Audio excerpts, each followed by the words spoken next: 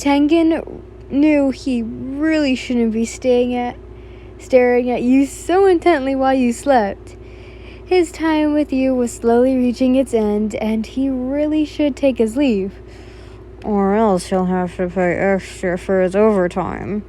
However, he had no intentions of leaving you as you are. Gently, he continues to run his fingers through your long hair-colored hair. Well-trimmed red and green painted nails lazily caress your scalp, whilst he listens to the rise and fall of your chest as you breathe. Tengen allowed himself to admire the way the dim glow of the room's light softened your features, casting the shadows away from your pretty face. Eventually, he felt you shift against him, your head resting on his left pectoral as the warmth radiated off him, heating his dimensional cool body. To hell with his wealth! You're way more important than any coin in his pocket, and he'll stay until you wake. He didn't care if he has to pay extra for his overnight stay. It's totally worth it as long as he gets to hold you like this. You shifted slightly as your eye-colored eyes slowly fluttered open. Once your vision focused, the first thing you see are those beautiful fuchsia eyes that shine with love and mist staring at you. And the best of all, you found yourself coiled in the familiar warmth of Tengen's strong arms, your head pillowed in his thick and broad chest. You awoke feeling blissfully refreshed as memories of what occurred between you two flooded in your mind. Of night, of pleasure and passion, and it was amazing. It's bewildering how the night of passion did to your mood. Well, hello there, Sleeping Beauty. Tengen greets you with a warm smile before he gently takes a finger and playfully boops your nose. You chortled at the uncharacteristic display of affection and nuzzle into his embrace, content with laying on him. Rather than the futon, his warm body heat is like a warm campfire, making you draw even more closer to him. Did you sleep well? He asks. As they respond, you nodded and nuzzle against his neck, taking his strong scent of vanilla and lilac. Tengen hums gently before pushing you away from his neck, just enough to look at your face and cup your cheeks before pressing his lips against yours. He's too beautiful, you think. No way something or someone like him could have even been created on this land. His fuchsia eyes, white hair, and features that looked like they had belonged on a Cheshire marble. After breaking the kiss, Tengen allowed his eyes to trail over the love bites blooming on your neck and chest, before quickly settling back to your pretty face. You wanted nothing more but to spend the rest of your life with him. Oh, that would be perfect. But unfortunately, life wasn't perfect, as you mentally reminded yourself where it is you are. You didn't know how long you slept, but you knew for sure that his 5 hours with you had been long past due. What time is it? You finally asked, rubbing your eyes. 1:15, or 1:25. He replied. At that, your eyes widened as you quickly pulled away from his chest and sat up. Wow, it's really late. It's that late? Oh my gosh. You panicked. Huh? You didn't wake me. Why didn't you wake me? You asked, closing your kimono to cover your, entire obi belt. Indeed, you were disheartened knowing that Tengen now is going to have to pay Lady Yatamoto extra for his overtime, which you really didn't want to happen. That evil woman is greedier than a pig, and all you can eat buffet, and you just know she'll tie to Tengen about the amount he'd actually owe just to rob him for each and every last penny he had. Why would I want to wake you? He countered. You look so well relaxed that it wouldn't have been flamboyant of me to disturb you. You entirely soothed over how sweet and considerate he was, so thoughtful and condescending as you smiled, before leaning forward to give him a kiss on the cheek, which both surprised and delighted the sound pillar greatly. So sweet of you, Tengen-sama, but still, it accepts me that you'll have to pay extra for my mistress your entire wallet now. At that, Tengen grows in displeasure as he rolled and laid on his side, irritated coursing through his blood at the mention of that greedy whale of a woman. Oh, if it means I get to kiss you, then she can have all of it if I care, he says annoyingly. Your eyes widen at this. Never have you seen him act like this. But you would be lying if you say this side of him wasn't sexy as hell. Damn, where is this attitude coming from? You thought, blushing at him lustfully as you started to rub your thighs together mindlessly. Besides, why don't you just quit? He suddenly asked, propping his head up into his hand. You were immediately taken aback by his sudden question, despite you recalling already telling him. Huh? But I thought I already told you the reason. The brothel is the only place that'll hire me, and I needed the money, you exclaim. Yeah, but why though? He asked, emphasizing on the word why. You and I both know that old battle axes treat you like a slave. Tengen narrows his eyes at you. Although he didn't know the entirety of your history, but from what he already understood is that your life here in the Groan is a living hell, and it irked him to see no end as he took a deep breath, trying to reclaim some calm despite the fury threatening to manifest inside. Why do you persist on working for her? He asked. For a moment you said nothing, as your lips formed a small frown. Tengen watched your eye-colored eyes stare down at the tatami mat floor blankly. You begin. It's a long story.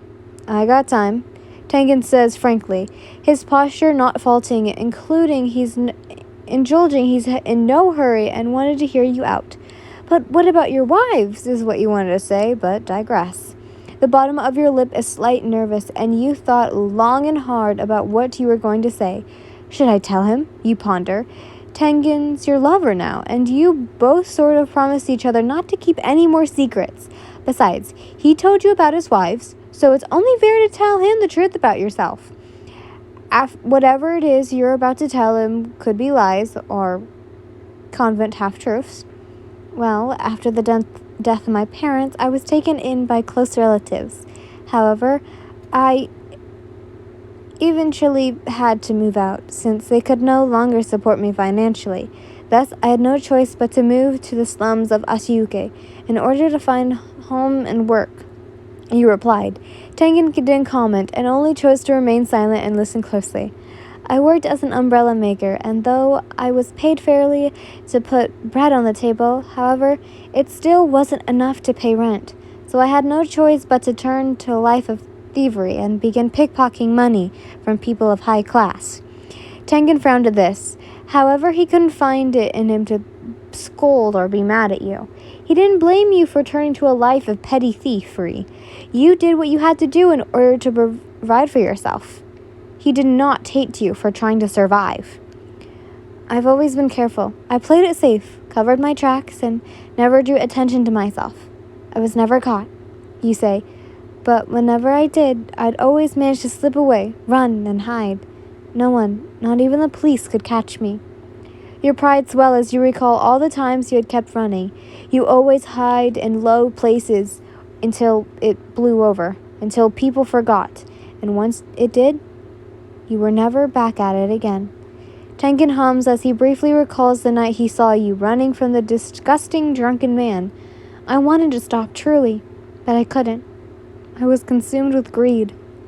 Tengen stared at you in disbelief, watching your lips with a small, conveying smile as you glanced blankly at the floor.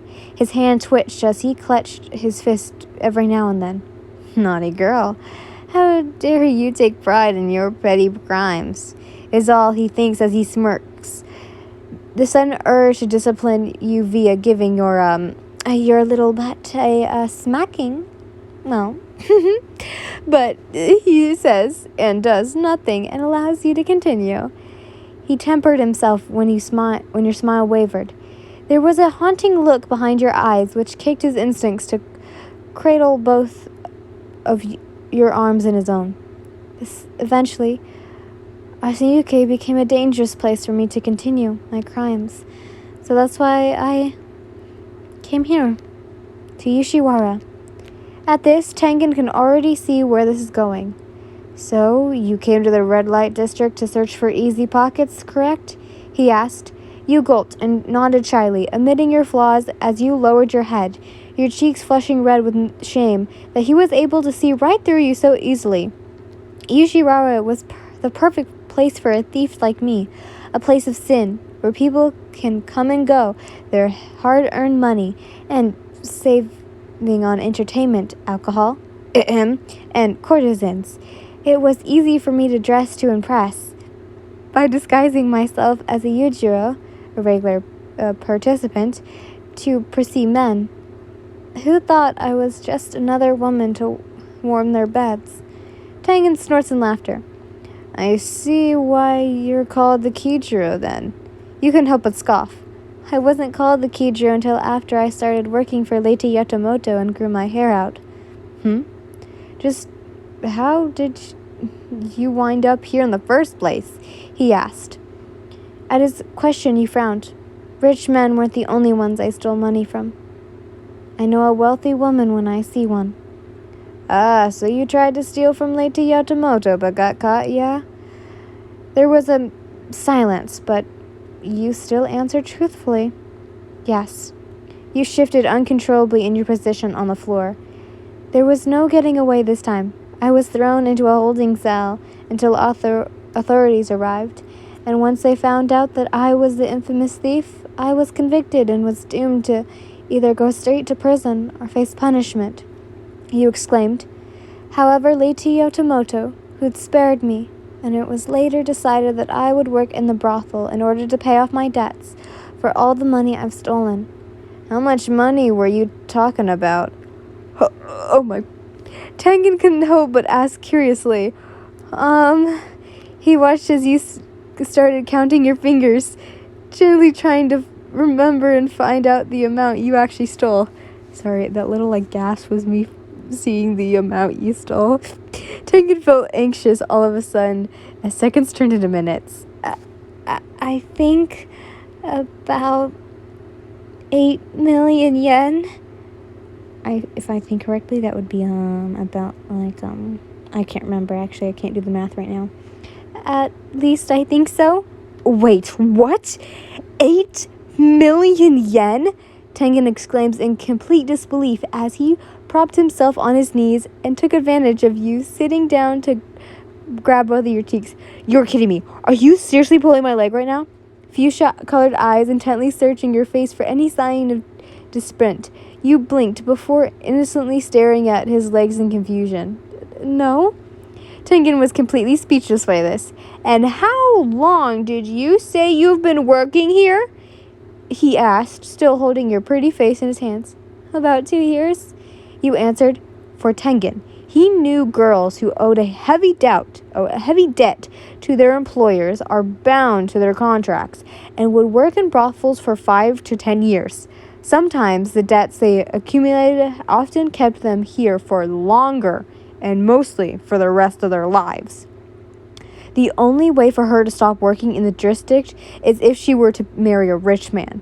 And the thought of you having to pay back roughly a sum of yen to pay off your debts to society had Tengen scrambling as he took a deep breath and slowly released it in order to calm himself. Okay, now answer me this. Tengen stares into your eyes. How much have you paid back thus far? Again, you averted your eyes, your mind racing to find an answer. If I remember correctly, I think it's 200,000 at the moment. You tell him. Tengen nearly bare-willed. Oh, hell no. You'd be an old woman by now, before you could even completely pay off your debts, and Tengen will be damned if you ever survive. No, he refused to let you stay in the place of suffering and waste your life rotting away in a place like this. And with all those mysterious, disgusting diseases going all around. It was only made Yushiwara even more of a nightmarish and dangerous place to be in. While to men, Yushiwara was a paradise, whereas to women, like you, it is a living hell where they have no freedom to live as they want to. Tengen made a pouty face before kissing you softly on the lips, surprising you greatly. Automatically, you closed your eyes for a second, enjoying the sensation to the fullest, while holding back from pushing him down onto the floor and pleasing him. When he pulled away, you tried to lean in again once more, but it stopped when he says your name. Yin-chan? Yes, Tengen-sama? You asked, staring blankly at him. Tengen's expression turned serious as his eyes narrow, moving his hands to your waist. He held you gently, his tall forming enveloping you completely. It's now or never. Commit a Niyuke with me. You blinked, your brain taking a long time to process what he just said as you gave him a confused look.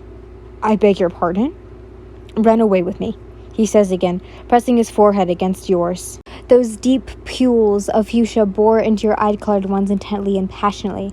I cannot wait any longer. Come with me, my love, and become my flamboyant fourth life.